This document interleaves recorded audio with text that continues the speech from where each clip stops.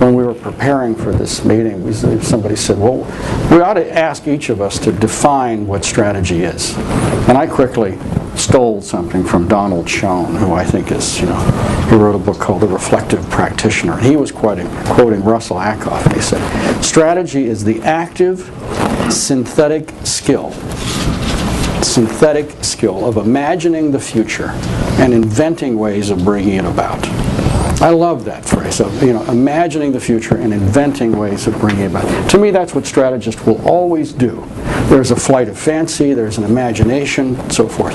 If strategy gives that up and becomes technical and specialized, forget about strategy, it's over. I think I've been forced to change my operating definition of strategy a couple of times during my career. I guess I enjoyed initially the ethos of strategy, the enjoyable process of exploring ideas. I think in terms of trying to operationalize those, I quickly discovered that it needs to be more down to earth than that. So I think I embraced a sort of a fairly mechanistic definition of strategy that said basically how to get from A to B is probably a fairly good definition. You have a goal, you have a starting point, you've done some analysis, the actions required, and that is pretty good where it applies. The problem is when you don't have durability of prediction, you don't have high prediction value. So if you look at the consensus analyst forecast across 10-year periods for 67 industries in the US, there are clear patterns in the accuracy of the ability of different industries to predict. Telecoms equipment has an extremely low ability to predict. So they could say strategy is going from A to B, and they could pretend they knew what B was. They could pretend to know what the actions are to get them there. But I can prove to you that systematically the industry is very wrong in those predictions. Now that doesn't mean that we throw up our hands. It means that you need a slightly different definition of strategy. Not in all cases, but in cases of high unpredictability, high volatility. And what sort of definition would that be? Well, it would be more like a definition of not how to get from A to B, but how to manage the context to get to a better place than A. In the rough direction of B, perhaps. So what is now?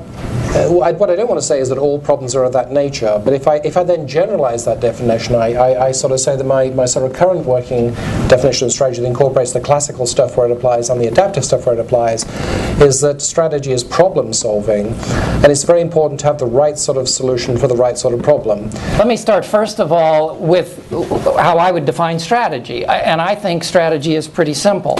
I think strategy sets goals and it designs actions to achieve those goals. It's that simple. Goals, actions to achieve those goals. Furthermore, I think every business has a strategy. And I furthermore believe that every person in this room has a strategy. That is, we have goals and we have rather predictable behaviors in achievement of those goals.